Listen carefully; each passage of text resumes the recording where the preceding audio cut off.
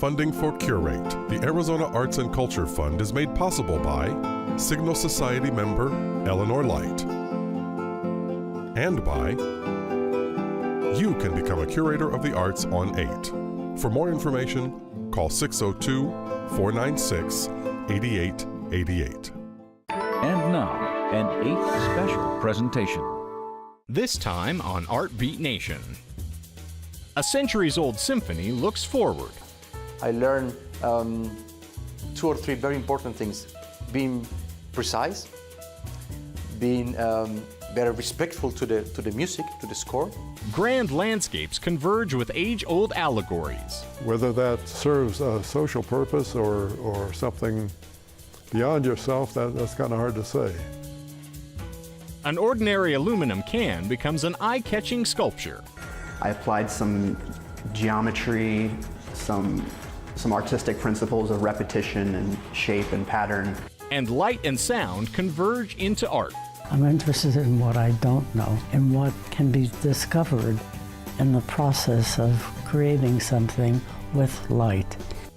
It's all ahead on this edition of Art Beat Nation.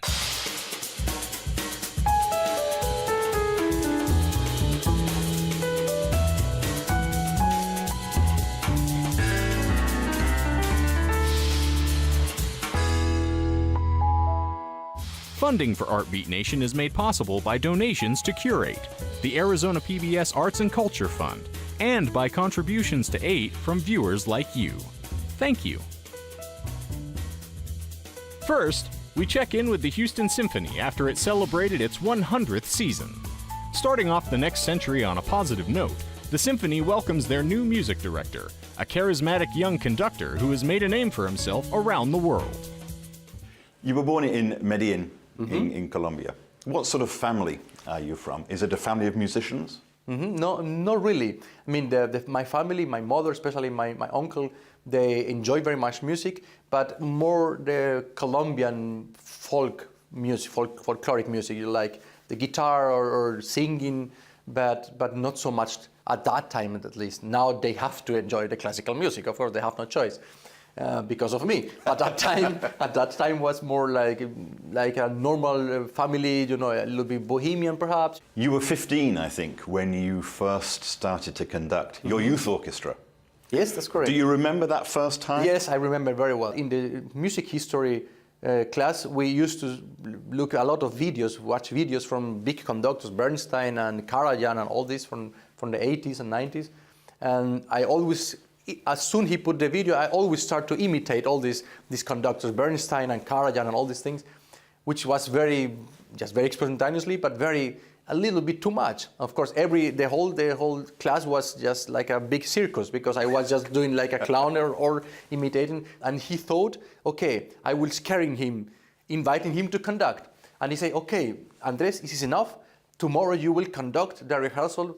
And I say, okay, no problem. And then the next day I did the rehearsal, and it went actually very good. And he said, you know, you continue the whole semester, this whole 3 months before the concert. You prepare everything, and you will conduct the concert. And that's what I did. When you were 19, you moved to Vienna. That was a very bold move because you didn't speak any German. No, not at all. And you're traveling halfway across the world. Yes. What did you learn in Vienna? I learned 2 or 3 very important things. Being precise, being very respectful to the music, to the score. So kind of being very, very focused, and also how you call this, structure. You understand that without structure, without everything in the right place, nothing else could be successful, could happen. And I learned this. This is perhaps very Germanic, being on time, being precise, everything must be in a schedule, you know, everything. This is not so much Colombian. In South America, it's perhaps not one of our more, strongest qualities, being on time and being not so much. So, and I learned this. Of course, I learned a lot I had experience in music and all these things, but for the mentality as a person, was because you say I was 19, In my opinion, this is the last part of the of growing up. You develop your last part of your personality.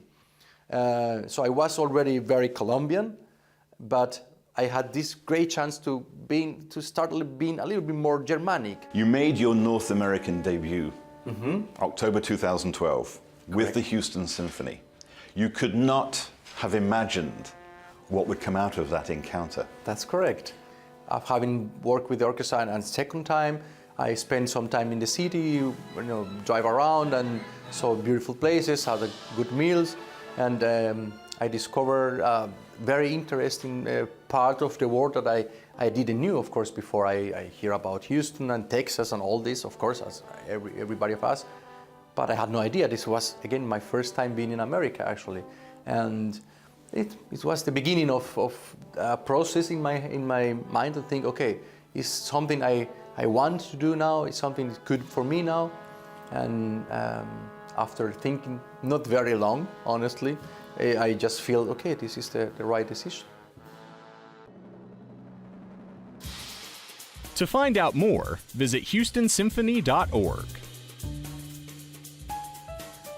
Up next, artist Bruce Loney explains the inspiration for his New Mexico landscapes combined with mythological overtones.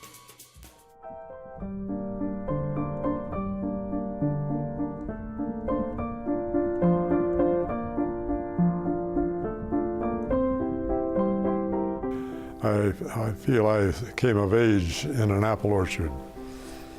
Trees became important to me from that, and a tree is a good symbol. I've always liked the idea that it had a trunk and limbs, as do we, and it's reaching upward to the light. So that's ideally a metaphor for mankind.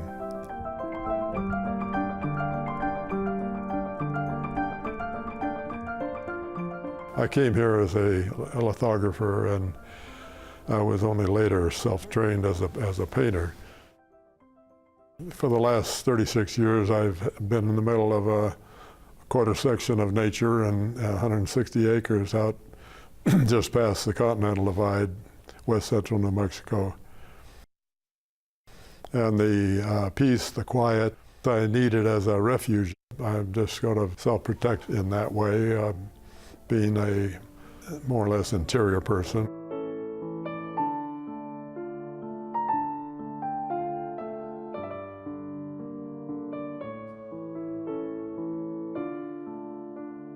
I've always liked perspective, and the idea of infinity was important, and it was sort of a challenge to paint or draw clouds going back over hills. That grid system gives a framework for things lining up into the horizon. And that's a way to indicate infinity and the sublime of space.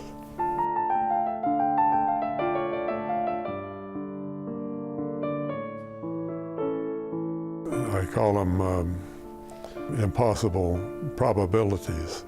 They're naturalistic in only it's not painted from nature or drawn from nature. Maybe you don't realize till you look at it more closely that it's all arranged.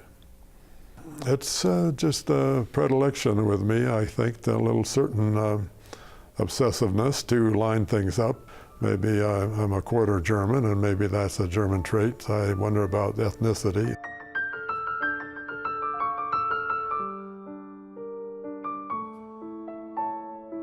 Once you've established the image and you're articulating with me the naturalism, there's a point where the painting tells you what it needs. You try to engage your spirit in it, and they speak of that infolding where spirit, capital S, is within the artistic object, whether it's music or a poem or a painting. And if you're not careful, you can overwork it and bury it and deny that spirit. So it's a tenuous thing.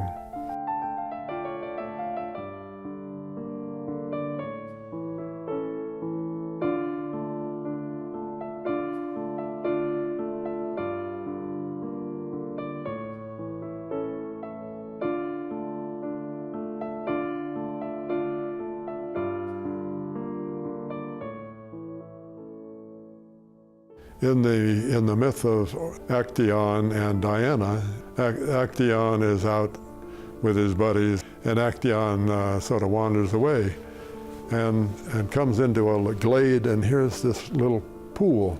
And of all things, the chase goddess Diana bathing with her nymphs. And that is something mortal eyes cannot look on, you know. That innocence and that, and I see it in a poetic light, but that's the muse in a way. So she splashes water in his face and says, "What you've seen, you'll never speak of." And he feels horns, antlers growing out of his head, and his arms and legs turning into a deer's legs. And he hears his hounds. They've caught the scent of a stag. He realizes it's his dogs, and they run him down and kill him. In my use of that myth, Actaeon, with his collar up, walking along a wall and about to turn into where there's trees, and above that the quarter moon of Diana. And to his side, here are all these dogs, all hunting dogs in coats and ties. You just see the top of them, but they're all going there, and he's looking like, if I can just get around the corner, I might be safe. So that's a narrow escape.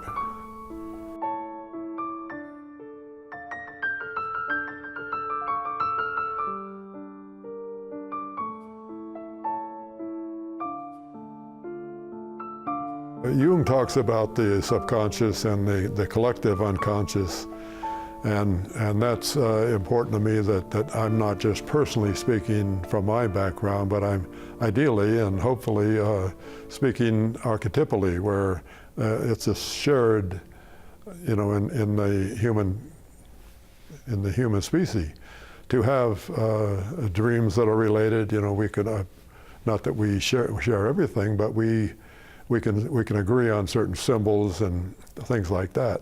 So it's the collective unconscious that I hope to tap into.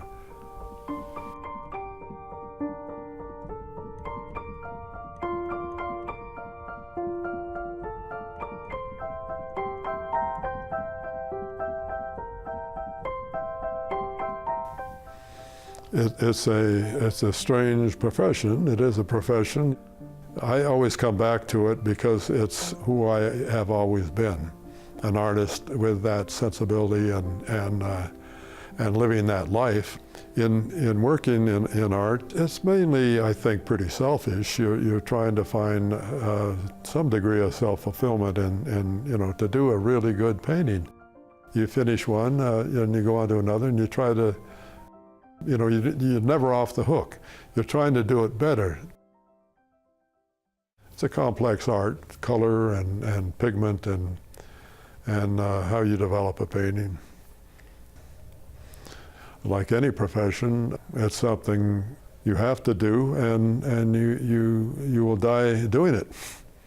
There's no retirement. There's no, you know, you die with a brush in your hand. Whether that serves a social purpose or something beyond yourself, that's kind of hard to say. You want to make something beautiful, at the same time making it right to your demands, and that should stand up to scrutiny and mean something. To see more of Loney's work, check out bsloneyart.com.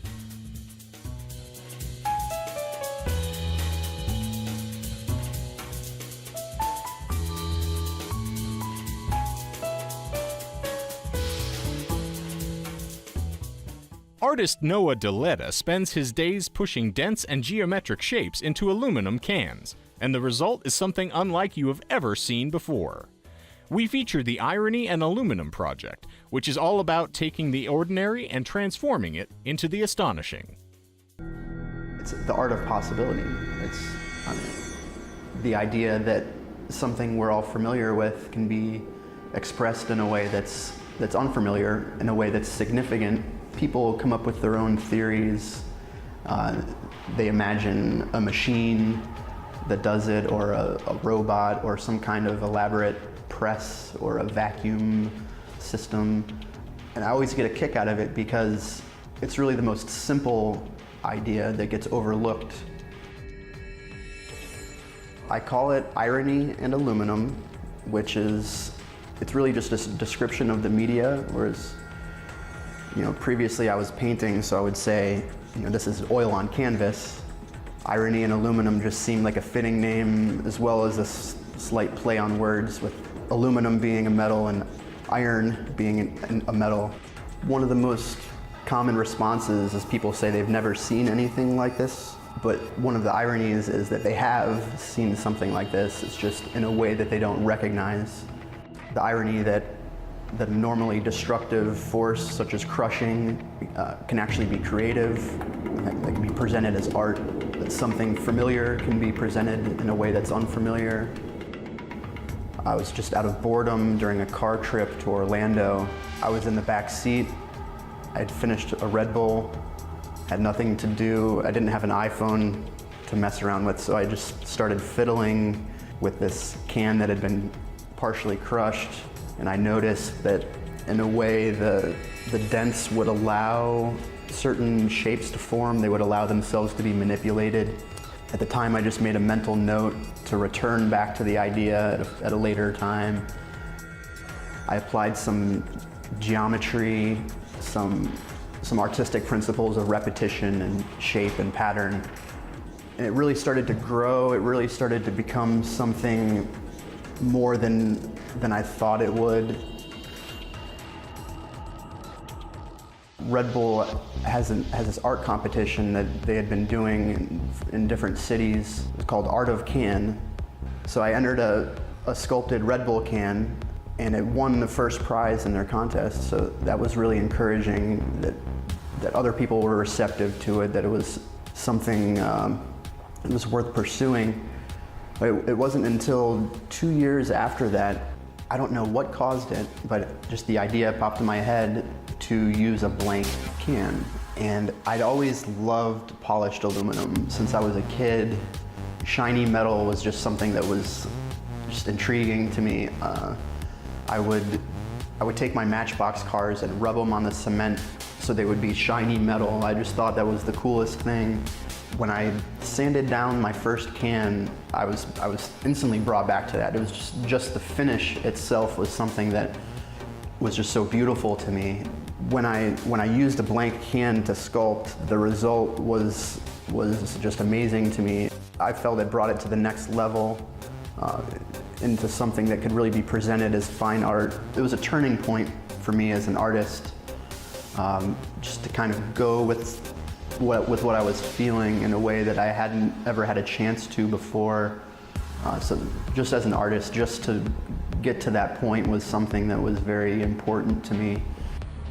I built a machine that is kind of a lathe where I install the can in the machine and it spins the can, and I sand it while I squirt it with water, so it's a wet sanding process. It removes the printed layer off the can, and then I polish it, I empty it, and then I start sculpting. The main technique is using the tip of my thumbnail on the surface of the can to create a score, to push a dent a certain way, to create a ridge. The technique is an ambidextrous one. A lot of the movements you need to mirror both left and right. I've always been an ambidextrous person, so it's nice to have something that can really sink into on the right and left side. There is a physical limit to their creation. Because I use my thumbs, they went numb for like 2 days at one point because of overuse. I can't really produce more than 2 sculptures in a day without suffering nerve damage. If you came to my house, you'd be inundated by half-sculpted Red Bull cans. I keep them in storage so that I can refer back to many of them. I call it sketching. Many of the sketches are ones that need to be revisited. Many of them are ideas that need to be further developed. Many of them I just do just to keep my thumbs in shape. One of the best things about the sculptures is their tendency towards variety, which keeps it interesting. To check out more of Daleta's work, visit ironyandaluminum.com.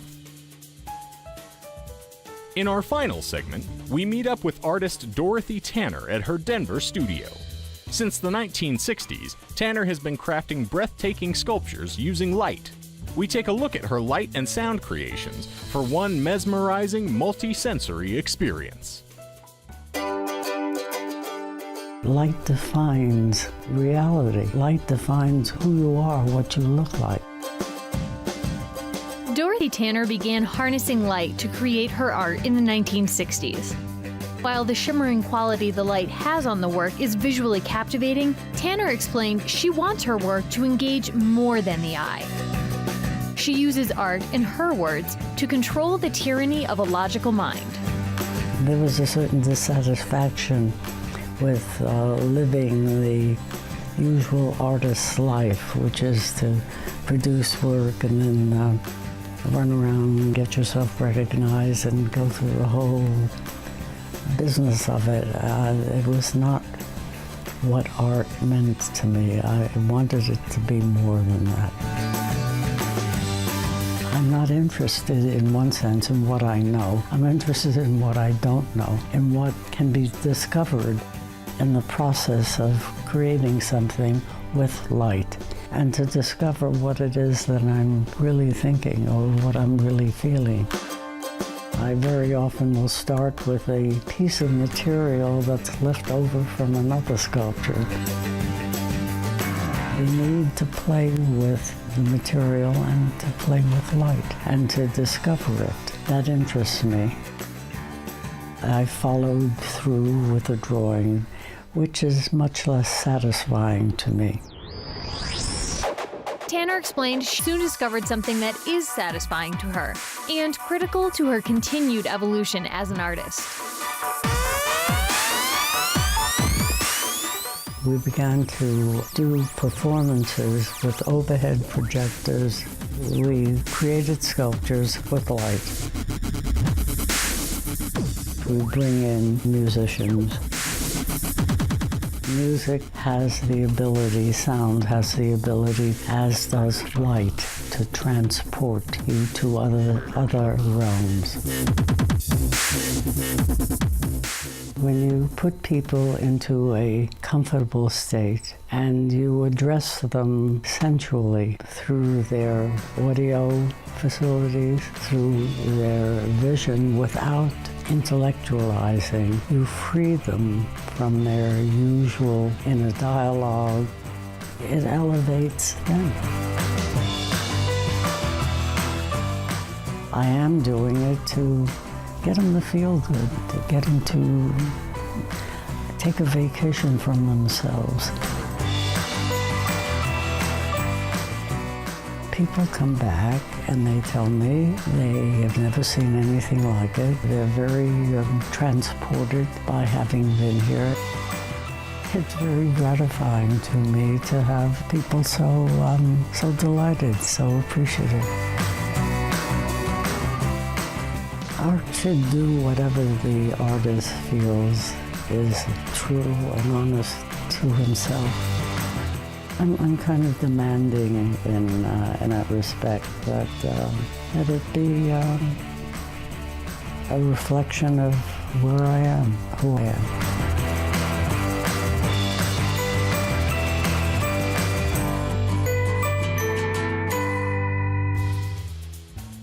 For more arts and culture, visit azpbs.org/artbeat, where you'll find feature videos and information on the Arizona art scene.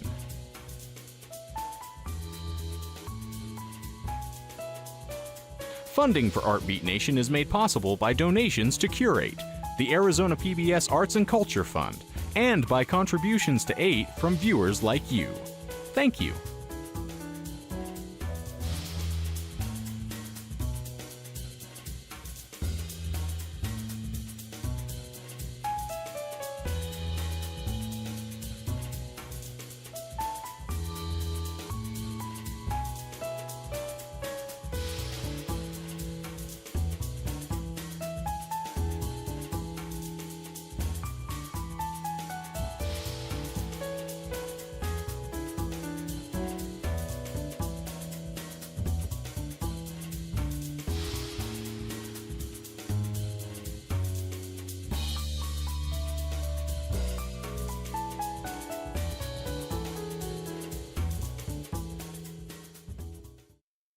Funding for Curate, the Arizona Arts and Culture Fund, is made possible by Signal Society member Eleanor Light, and by you can become a curator of the arts on 8.